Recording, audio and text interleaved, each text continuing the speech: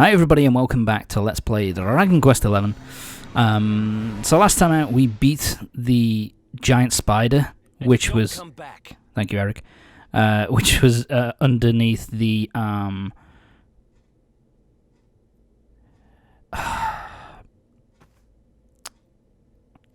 It was underneath... Thingamajig's place, Vince's place. Underneath the... Whatever. It was underneath where Vince lives. So when I heard that voice, drifting up and down here. Orphanage, that's the word I was looking for fuck's sake, what's wrong with me? But yeah, so we beat him after finding out that Vince was the one who was taking all the, he was kidnapping all the fighters to bring them out to this dude so that he could have this liquid that the beast kind of, sorry, the beast produces so that he could continue to be a fighter, because it's like basically fighter essence to make him stronger. And he kind of realized, he kind of basically did a deal with him because basically he worked out that, you know, he couldn't win just on his own anymore. He just didn't have the capability as a fighter anymore.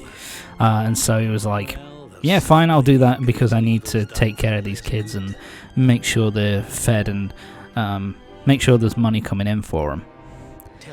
So he had the best of intentions, but he went down a severely bad path, to say the least. But Rab's not a bad guy, so yeah, he's going to have a word with the mayor and make sure that they're well looked after. Of course, so everything's going to be just fine, Vince. Sir, I don't know. Which, by the way, does kind of make you wonder who Rab is. The fact that he can just have a little word with the mayor and get him to, you know, do something about the orphanage. That's shows that he's a man in high places. But yeah, sorry. So yeah, there you go. I love this. This is so funny. Last bit. Wake up! I love that from Sylvando. It's so awesome. So in character. That's scary. But anyway. So yeah, Vince is now... so we found out... So we've got saved all the people who've been kidnapped by Vince. And now all that's left for us to do is to pick up the prize. Just got to get the rainbow and then we can continue on. And continue on with our great journey. Don't forget to give me a wave. Why in the cheap seats, Sylvando? Surely you could get somebody to give you some of the posh seats. But anyway. Sorry, bloody hell, my throat.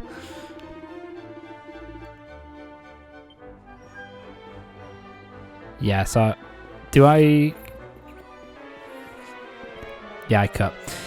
Basically, I wandered around. I went straight to the guy in the elevator, but no, you're supposed to go to this guy here, and who's in the at the main desk, and he takes you up to the arena, and so we can finally get our goddamn trophy. Get the rainbow and move on. Nothing else could possibly go wrong, ladies and gentlemen. I give you our champions, the Invincibles!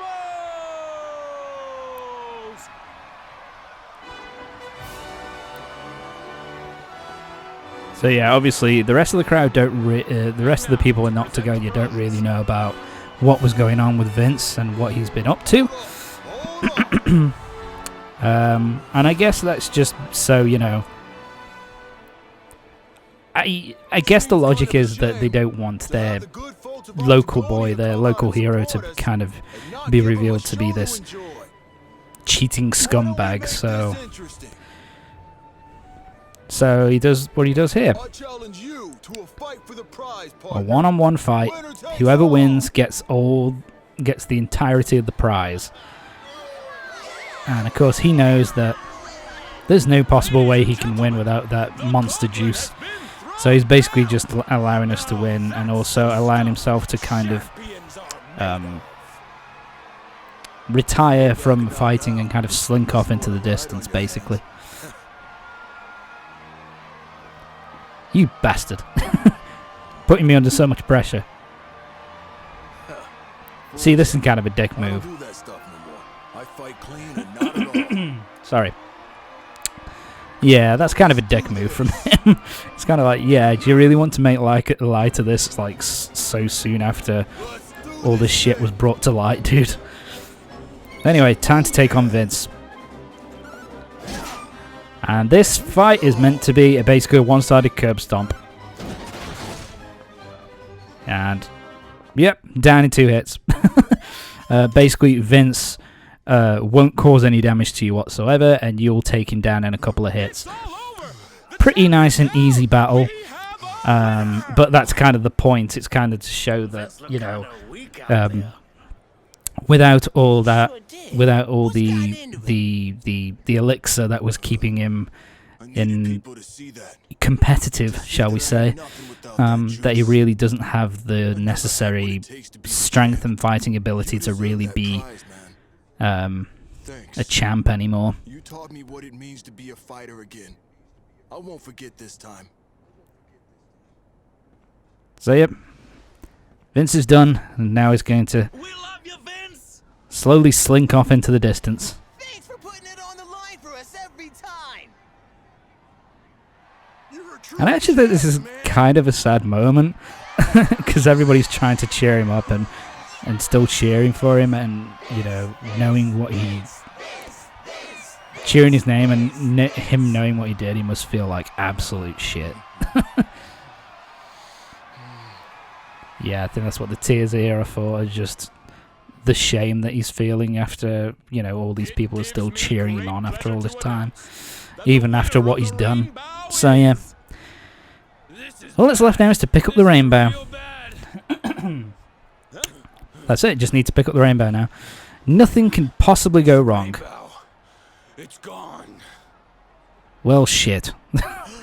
What are we going to do now? This. Rab, you fucking bastard. What are you doing, lad? Alright. What's the fat bastard got to say? Dundasil, I've something to show you. Don't worry about the rainbow. It's safe with me. So yeah, I guess Rab here. I guess Rab does take it. It does do the right. I wouldn't say he does the right thing, but it's a logical step for him to basically make sure that no one else can take the rainbow. To be fair, he could have told us that he was doing this instead of pulling this kind of shit. But yeah. So yeah, we've got to now head to Dundasil. Which, if you're wondering, you should know what Dundasil is. It was our boy's old kingdom. The ruined kingdom which was destroyed by monsters so many years ago. But anyway, first of all, we got a side quest to do. I think there's a couple. Yeah, there's a couple. First one is talk to this kid outside of the orphanage. I remember the name this time. Basically, he wants a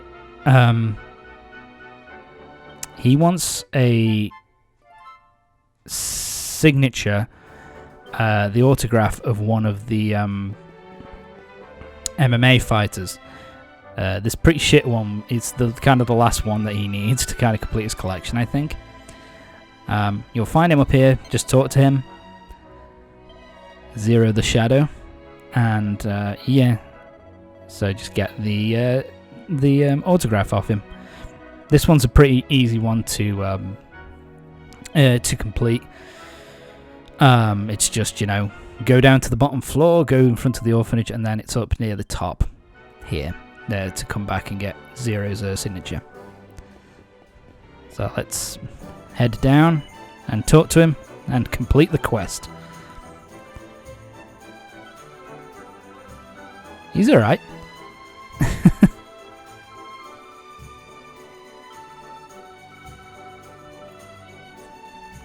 Kind of a sweet little thing there, I suppose. This guy who thinks he doesn't have any fans as a little kid, he wants his autograph. But anyway, that's the side quest done. Nice and easy. We've got one more. So we want to go to this guy here. So yeah, apparently he has issues with some of the fighters having bad skin. So he wants us to go out to near Dundasil, which weirdly enough is where we're going next. And he wants some mellow yellow, which is a flower that you can find there, which he's going to need to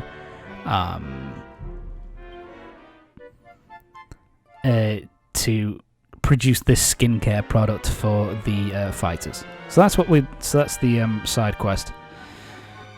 We're going to head there first, but I'm going to show the way to Dundasil first, because obviously this is the first time that we're going there. Alright, let's get going, boys. Oh yeah, I'm in the Dragon Quest 8 kind of costume here.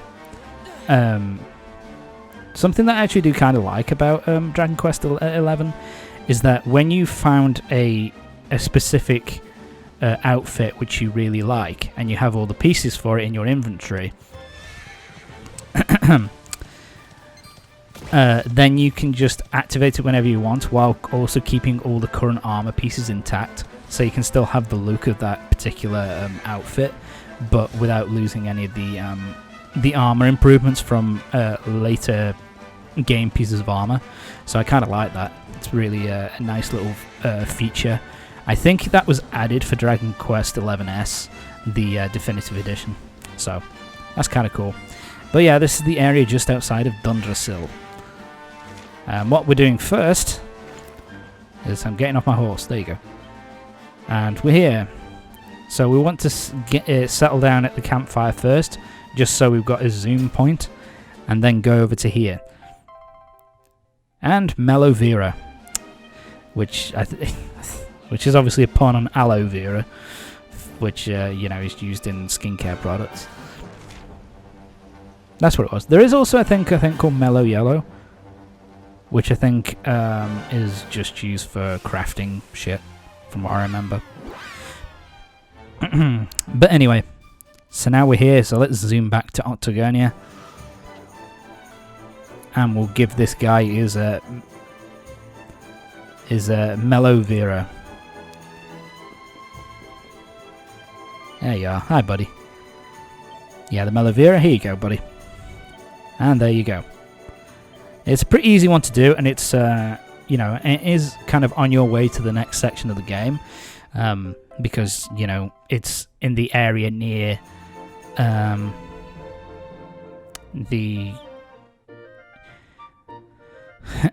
it's in the area near Dundasil, so it's pretty easy to get.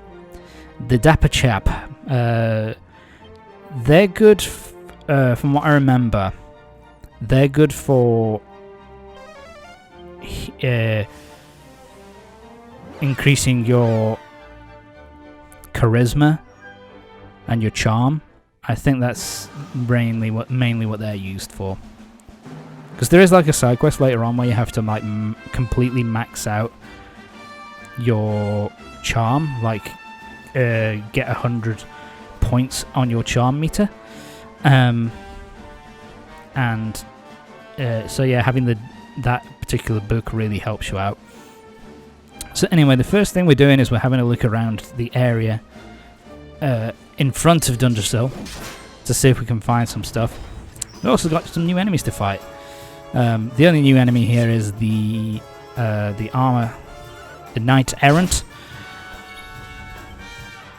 The Knight Errant, I think we fought orcs before. I'm pretty sure we have. But yeah, Knight Errant hits pretty hard, 27 points of damage, and also, but that's really about it. He hits pretty hard, but his defense is kind of just regular, so he'll go down relatively quickly anyway, so yeah, he's really no problem. I do like his design though, it's kind of a cool design.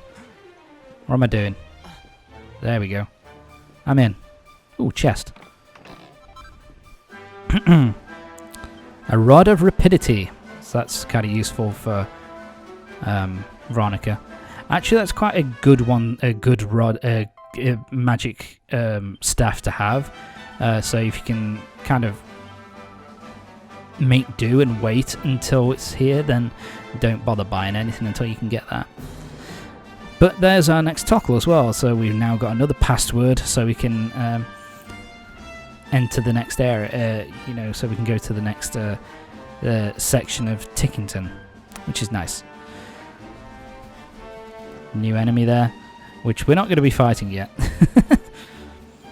Okay.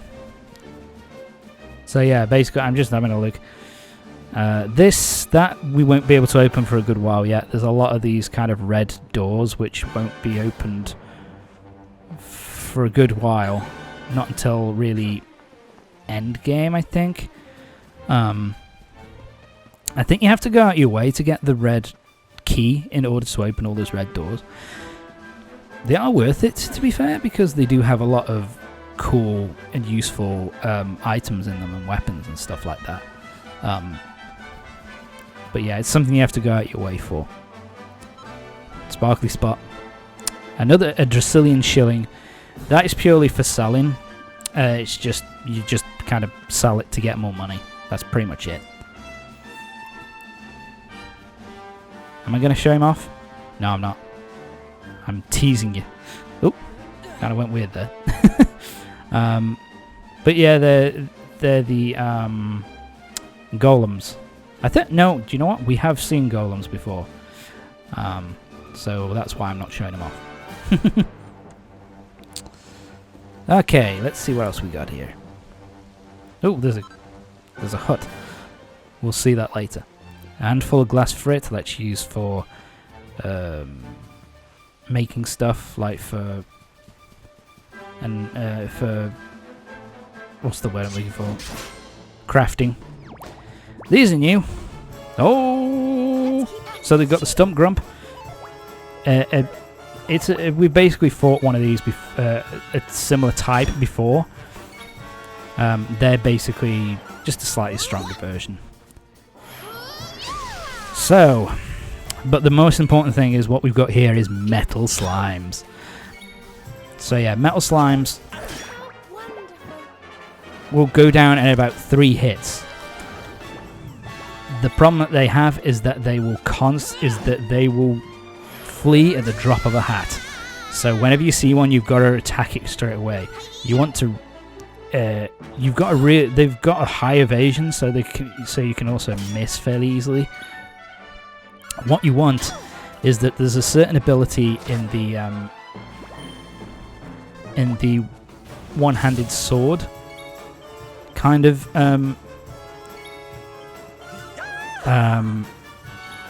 skill tree, and basically what those do is it's called metal slash, and that will kill them in 1 hit. And the reason why you want to do that, 4,203 experience. They give you a lot of fucking experience points. I think they give you